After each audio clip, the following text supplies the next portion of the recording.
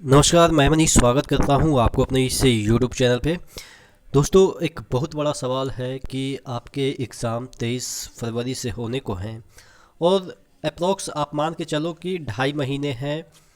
उसमें भी कहीं अभी शादी का सीज़न चल रहा है तो आपके 2-4 दिन उधर जा सकते हैं, या किसी का खुद का पर्सनल कोई प्रॉब्लम होगा। तो इफ़ेक्टिव हम बात करते हैं कि ऑफिशियल आपके पास 2 महीने टाइम है। हो सकता है कि आपके पास 3 महीने भी समय मिल जाए। वो तो आपके अलॉटमेंट पे डिसाइड होगा कि कौन से फेज में आपका अलॉट किया गया है। लेकिन ऑफिशियली आप ये मान के चलो कि 2.5 महीने नहीं, 2 ही महीने हैं, क्योंकि और भी जो काम है उसमें भी कुछ ना कुछ ना चाहते हुए भी आपके दिन खराब हो जाते हैं। तो क्या ये 2 महीने में आपके ग्रुप डी निकाले जा सकते हैं क्या? इन सभी मुद्दों पे हम डिटेल में चर्चा करेंगे कि हाँ, निकाले जा सकते हैं और कैसे निकाले जा सकते हैं।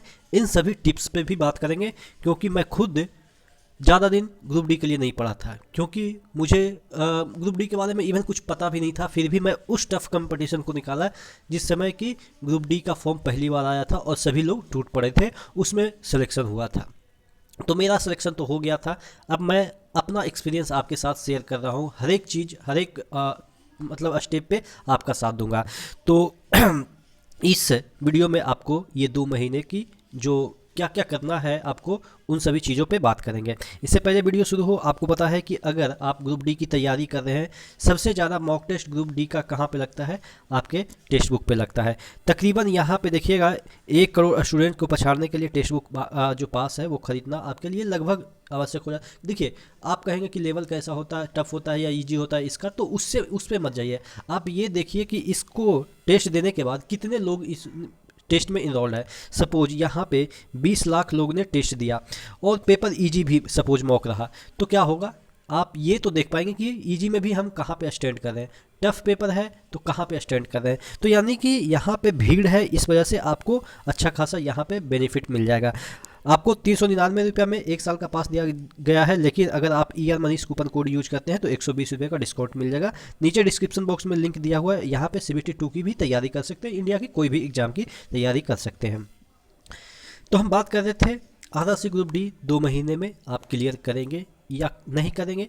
अगर करते हैं तो कैसे करते हैं, नहीं करते हैं तो ऑब्वियस है आप पढ़ाई नहीं करेंगे तो नहीं होगा। लेकिन कौन नहीं चाहता है कि हम क्लियर कर पाए ग्रुप डी का एग्ज़ाम? तो देखिए, जो ये बोलते हैं कि 2 महीने में एग्ज़ाम क्लियर नहीं होगा, तो सही बोलते हैं कि नहीं क्लियर होगा।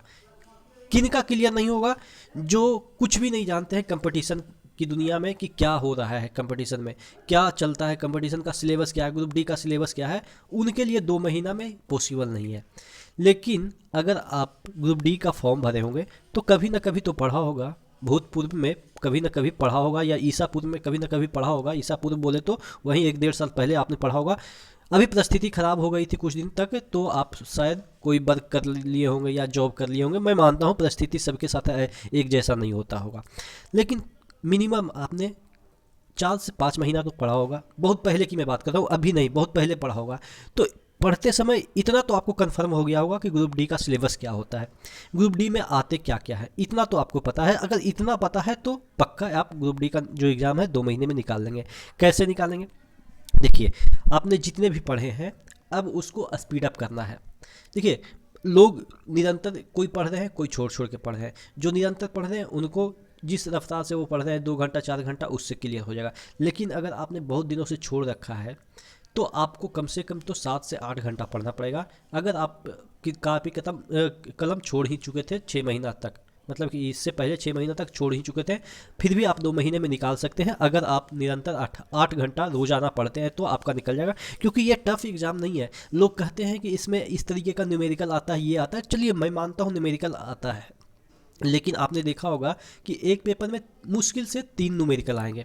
अगर आप उस न्यूमेरिकल को नहीं करेंगे तो क्या सिलेक्शन नहीं होगा? पक्का होगा, क्योंकि जो जिनका सिलेक्शन होता है वो भी हो सकता है न्यूमेरिकल ना करे, और न्यूमेरिकल करते हैं तो वो भी गलत कर देते हैं। तो ऐसा नहीं है कि न्यूमेरिकल आता है तो आपका सिलेक्शन नहीं होगा। और यहाँ पे मैं आपको बता देता हूँ कि कट ऑफ इतना नीचे जाएगा, आप अनएक्सपेक्ट कर सकते हो। इतना कम कट ऑफ कभी नहीं गया होगा वर्तमान के जितने भी एग्ज़ाम हुए हैं उसमें। मैं ऐसा क्यों बोल रहा हूँ? क्योंकि अभी ऐसी परिस्थिति आ गई है, बहुत सारे लोग एनटीपीसी जैसे ही ज्वाइन करेंगे ग्रुप डी छोड़ देंगे और आपका वेटिंग लिस्ट से क्लियर हो जाएगा। उसके बाद कोई एसआई बन गया है, कोई हेड कांस्टेबल बन गया है, मतलब कि डिफरेंट डिफरेंट जॉब में चले गए हैं ना, और उनका इंक्रीमेंट हो गया है, तो इस वजह से ग्रुप डी को प्रीफर नहीं करेंगे अब लोग। ठीक है, अब देखते हैं मेरे साथ क्या होता है, क्योंकि मैं भी कहीं और जगह लगा हूँ। बस आप कह सकते हैं लास्ट का प्रोसेस बाकी है। अगर मेरा लास्ट का प्रोसेस भी क्लियर हो जाता है तो मैं भी आपके लिए एक सीट को खाली कर दूंगा। तो ये चीज़ें हैं कि आपके लिए ईजी है, लेकिन आपको कंसंट्रेट करके पढ़नी है, 2 महीने में क्लियर हो जाएगी।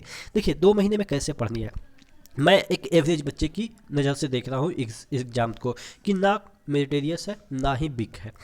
कैसे पढ़ना है, आप ये मान के चलो कि ये अंतिम है, इसके बाद कोई वैकेंसी नहीं आनी है। इस माइंड सेट से अगर पढ़ोगे, अगर ये माइंड सेट से पढ़ो कि नहीं इसके बाद भी ऑप्शन है, ये नहीं होगा तो वो हो जाएगा, ये नहीं होगा तो वो हो जाएगा, तब थोड़ा सा आप पीछे हट सकते हो, यानी कि सिलेक्शन से पीछे हट जाओगे। आप इसको ये मान के पढ़ाई करो कि ये लास्ट है, इसके बाद जीवन ख़त्म है, इस तरह से करो या मरो की स्थिति में आ जाओ। और प्रेशर नहीं क्रिएट करना है कि जिन नहीं अब तो कुछ नहीं होगा तो क्या होगा, बस ये है कि इसके अलावा कुछ नहीं है। ठीक है ना, दिन रात बाथरूम में गए तो मोबाइल से ही तो पढ़ाई होती है, ऐप खोले किसी का देख लिए करंट अफेयर्स क्या है। देखिए पहले क्या होता था ना, मैं आपको बताता हूँ कि अमेरिका वगैरह के बारे में सुनता था कि वहाँ के जो लोग हैं लाइटिंग में बैठते थे और पेपर पढ़ते थे, तो हम लोग को हंसी आती थी। हम लोग सोचते कि यार ये कैसा मतलब अजीब देश है, यहाँ पे लाइटिंग में बैठ के आदमी पेपर क्यों पढ़ता है।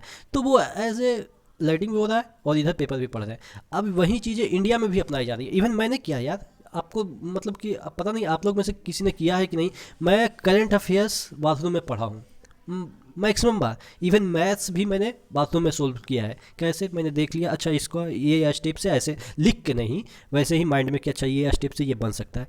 मतलब कि इतना डेडिकेटेड हो जाओ ना कि लोग तुमको ये अगर बोलते हैं कि अरे यार देखो ना ये खाते समय पढ़ रहा है, हगते समय पढ़ रहा है, तो बोलने दो।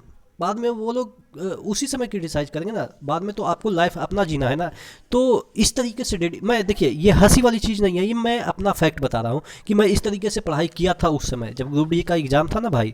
तो मैं लैटिंग जा रहा है तब भी पढ़ाई कर रहा हूँ, वॉकिंग में जा रहा हूँ तो हेडफोन डाल लिया और मैथ्स देख रहा हूँ। मैथ्स मैं करता बहुत कम था, देखता ज़्यादा था। मैं एक नज़र देखता था मैथ्स को और उसका प्रोसेस सॉल्व करने लगता था माइंड में कि ऐसे ऐसे होगा, ऐसे ऐसे होगा, बस मतलब कंसेप्ट को मैं क्लियर करते रहता था। जैसे कोई किसी का वीडियो मैंने देखा और उसको पॉज कर दिया, मैथ देख लिया कि क्वेश्चन ये है, माइंड में ये कैलकुलेट कर लिया कि ऐसे ऐसे होगा, ऐसे ऐसे होगा। एग्जैक्ट कैलकुलेशन नहीं कि 4/2 क्या होगा, ऐसा नहीं कैलकुलेशन कि हाँ इसका मतलब ये होगा कि यहाँ ये स्टेप होगा, फिर यहाँ ये स्टेप होगा।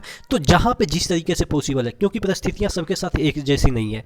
अगर आप ट्रेन में सफ़र कर रहे हैं, मोबाइल का हेडफोन डालिए कान में, 1 घंटे का कोई लेक्चर है देख लीजिए, मैथ्स भी देख सकते हैं, या आप कोई साइंस का भी क्वेश्चन कर सकते हैं। यानी कि आपको इतना डेडिकेशन के साथ 2 महीने यूज करनी है कि लोग जब तक आपको पागल ना कर दें तब तक आपका सिलेक्शन ना हो। यानी कि लोग को लगे कि हाँ ये कुछ अजीब कर रहा है, और अजीब करने वाले ही इतिहास लिखते हैं, आपको भी पता है।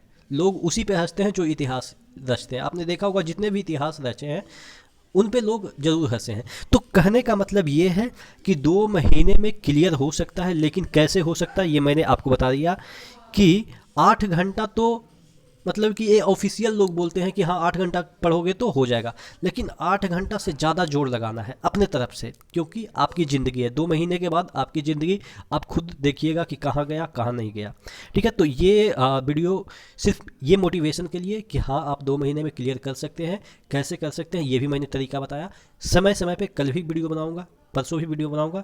अभी थोड़ा सा मैं काउंसलिंग के लिए मतलब कि बिजी हूँ, डॉक्यूमेंट्स वगैरह ये वो, मेरा बिहार एसएससी में काउंसलिंग है।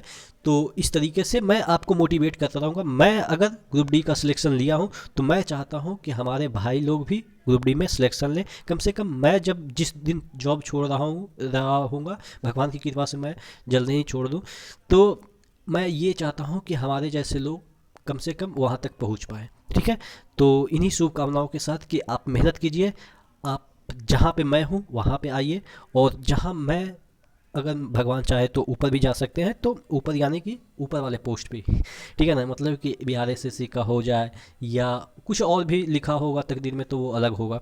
तो अभी तो फ़िलहाल बिहार एसएससी पे कंसंट्रेट कर रखा हूँ, तो देखते हैं।